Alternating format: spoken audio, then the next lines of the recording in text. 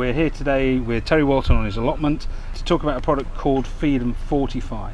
Feed and Fortify is a barrier product that prevents slugs and snails from getting access to your plants, and it's a form of diatomaceous earth. Now, diatomaceous earth you'll probably know of as a powder product that you can apply onto your cats and your dogs.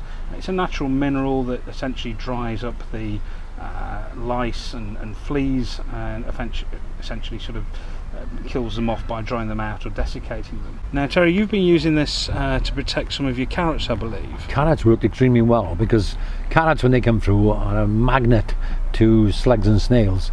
And what I did was, after I planted, I spread this in between the rows, and one beauty as well is you can clearly see where the rows are as well then. And I spread it between, and I give it a further application just as they were peeping through. And they managed to grow away into a perfectly 3 good rows, and now, obviously down to the effect of that, they are making tremendous green foliage. So I'm very, very happy they allowed the carrots to come along without being nibbled, and now they seem to make a tremendous amount of green growth.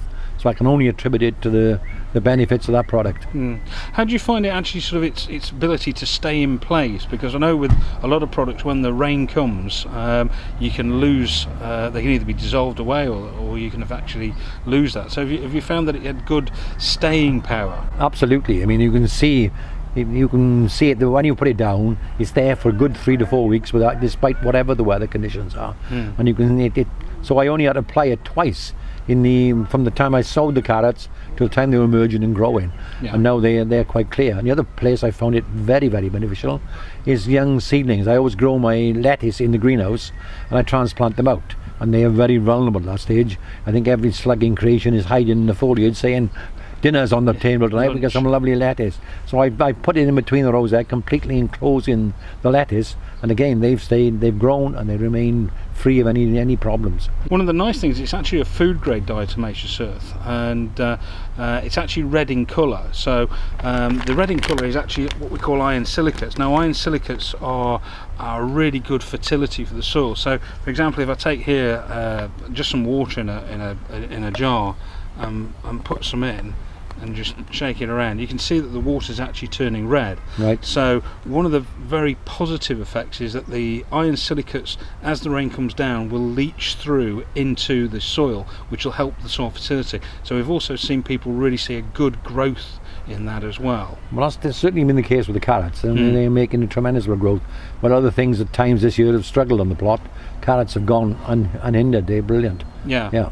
One of the things we also recommend is you can either use it out of the bag, or you can just simply use it as a directional with like an old washing up liquid bottle, because it's a granular format. You can actually flows create a line. easily. Flows very easy, and you can actually direct it and create it there. You can also mix it into your compost. Again, it will improve the fertility, and even mix it into your soil as a soil improvement. Because it's a diatomaceous earth as well, you can also use it if you've got problems with spider mite in your greenhouse, and even on ants as well. Even on ants? Yeah. Because a lot of people in my travels around the country often ask me, how can I control ants? And that I've never come across any simple solution to that problem. So again, we might have found an alternative use there as well. Yeah, that's right. Because what it can do is actually create a barrier around the ant's nest. When a lot of people just use boiling water when they find the nest entrance and just pour boiling water down it. This can actually just be put around that area and create a barrier, so they've got to crawl over it every time, and effectively just desiccates them. It dries them out because it's very coarse, but it feels like a sand on your actual hands, so you can. It's quite a.